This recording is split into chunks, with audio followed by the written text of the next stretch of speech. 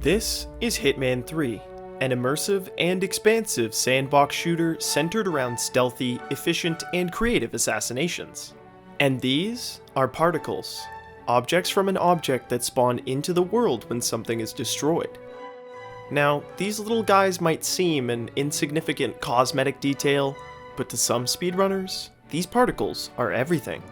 Now, it seems their very existence is in danger.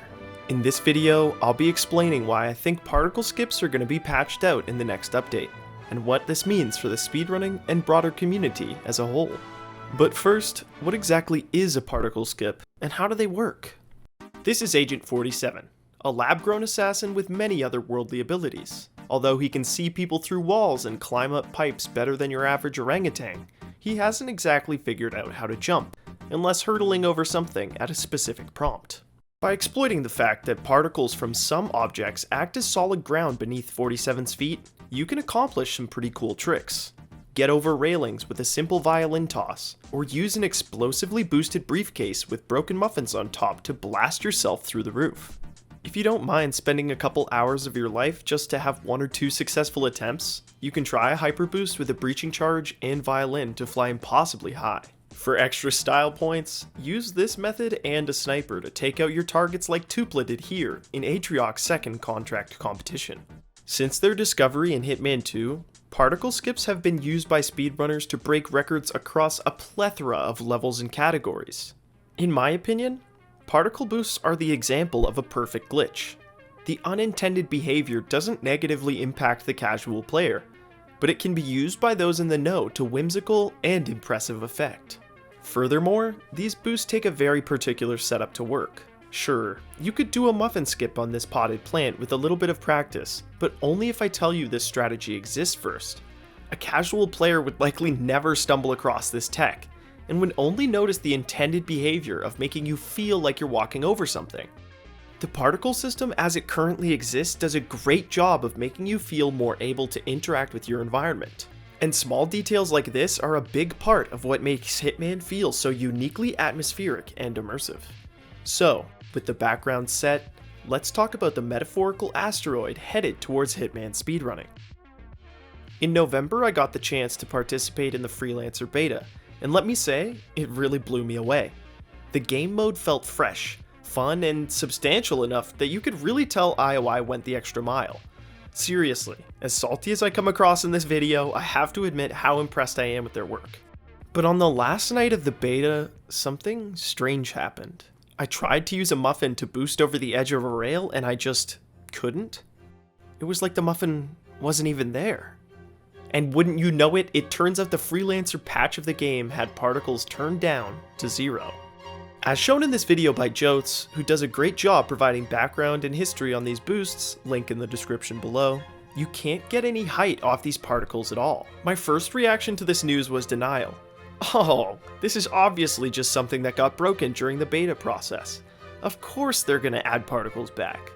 Unfortunately, what seems to be more likely is that with the incoming patch in January, particle boosts will become impossible. The best reasoning for this change I've heard is that the particle size will be reduced to effectively 0 in order to improve performance, with a decrease in console load times being cited as one of the key factors. None of this comes from any official sources, mind you, but I do earnestly believe that this is probably what's going on. This is not to say IOI is above making very specific changes that only affect speedrunners.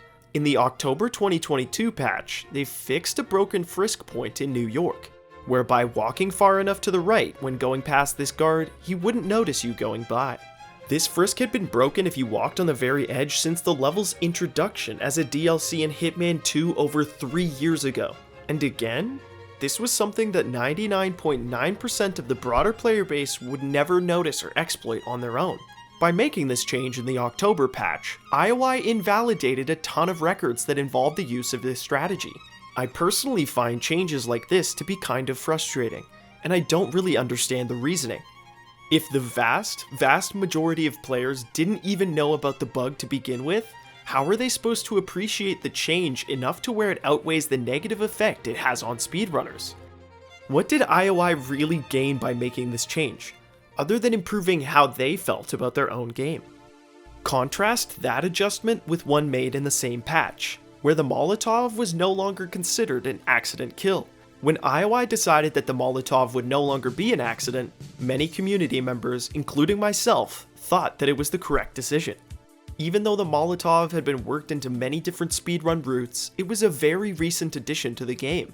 Also, it was impacting casual play drastically across many levels and modes. The Frisk Point in New York was several years old, and something casual players didn't even know about, but it was essential to many different speedrunning records. By removing this glitch, they gave little to no improvement to the experience of the broader player base and left the speedrunning community to suck it up. One of the weirdest and most egregious examples of this was the RFID Coin, which was discovered to have interesting properties over a year after Hitman 3 released. The coin behaved effectively as another copy of the player, so if you managed to move the coin through certain exits that didn't require you to hit a button, you could actually exit the level from afar, basically just teleporting to the coin's location. Since the coin acted as the player, you could also use it to set up proximity cues from afar, and the community seemed to have a lot of fun with this glitch. The coin interacting with exits is so difficult to notice that active glitch hunters didn't discover it for over a year. Yet as soon as Casimir had the gall to talk about it in a YouTube video, the fun police triangulated his location, beat him up with phone books, and got rid of that behavior in the next patch. Look, I understand it must be difficult to balance the different pulls you feel as a developer. You want to please a bunch of different groups of people, from financial stakeholders to different player demographics, and even yourself as a creative individual. I'm not saying that the relatively smaller but more outspoken part of the overall player base, that is hardcore players, speedrunners, and content creators, should get to have more say than anyone else. I just think that if you're gonna make a change that will drastically impact how speedrunners enjoy the game, a change that will take the skills and knowledge developed by incredible runners and throw those years of work and records in the trash, it better be worth it for the broader player base meant to benefit from those changes. I really wish the relationship between IOI and speedrunners could feel less adversarial. I've articulated on streams many times before that I have an intense respect and admiration for what IOI has made here. The Hitman trilogy is one of the most content-packed, immersive, and lovingly crafted experiences I've ever seen in gaming, all packaged together with a gameplay system that has incredible replayability and depth. This game has so much going on that I still regularly learn new things about items, AI behavior, Easter eggs, and speedrun tech. With all this being said, I do feel that IOI has established a pattern of making changes specifically directed at speedrunning, and as I've articulated before, these often go unnoticed by casual players and make the speedrunning community feel unwanted and disrespected. You might be asking, yeah, but how much does that matter? 4 people crying in their basement about muffin skips doesn't matter when the rest of us console chads are loading into levels 17% faster. The speedrunning community has done a ton to generate interest in the world of Assassination Trilogy, and Hitman 3 specifically. With speedrunners forming such an active and sizable portion of the game's community, the fact that they keep unzipping and slapping us across the jaw with changes that really only seem to negatively impact speedrunners just doesn't make me feel like they want us here. If they're looking for a glitch to try fixing, they could start with the fact that everyone's view cones on Haven are twice the size of normal. I'm serious, by the way. They're twice the size of every regular NPC's awareness cone in every other level of the game. Please, IOI.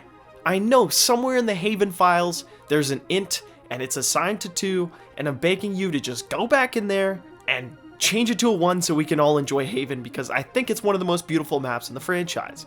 How about these NPCs in Santa Fortuna that don't hear anything that's happening around them, ever? Look, IOI does a lot of patches that improve the casual experience while leaving speedruns unaffected. But with a lot of changes, I just want to ask IOI, why are you wasting your time patching things that speedrunners love when they have zero effect on casual play? Especially when there are such obvious glitches that can completely ruin the integrity of the casual experience. How could it be worth it to spend time altering the RFID Coin's behavior and the New York Frisk when every person I talk to says that Haven is unplayable? If they really do remove particles in January, when we know that they know about them, as seen in this video where the devs react to a speedrun of Hitman 3, to me, it shows either a clear spite or lack of care for the speedrunning community. However, we have no official confirmation that this change will be made, so Hail Mary, someone at IOI sees this before the January patch and wants to make me look like an idiot, please just put particles on a setting or just keep them. Think of how good you would look in the context of this video if you just pretended they were never going away. I'm still mulling over my thoughts about what this means for me personally as a Hitman speedrunner, as particle boosts are easily my favorite speedrun tech in the game. More importantly, it feels like IOI is committed to making changes to years-old speedrun tech that will negatively impact the community and kinda just expecting us to suck it up. I don't think IOI has malicious intent, but I do feel like their attitude towards glitches and the speedrunning community are kind of backwards sometimes. It feels like they're focusing more on their feelings on the completeness of the game, rather than what will actually benefit the broader player base. Regardless, I appreciate the community members and the core experience of the game too much to go anywhere. There's so many incredible things that have already been accomplished in Hitman speedrunning that I could just make videos about that stuff forever. If you want to try any of the wacky particle boosts you've seen me do, I'd recommend doing it before the January patch. Do you agree with my take on particle boosts? Let me know in the comments section down below. Until next time, I've been Aspecticor, and thank you for watching.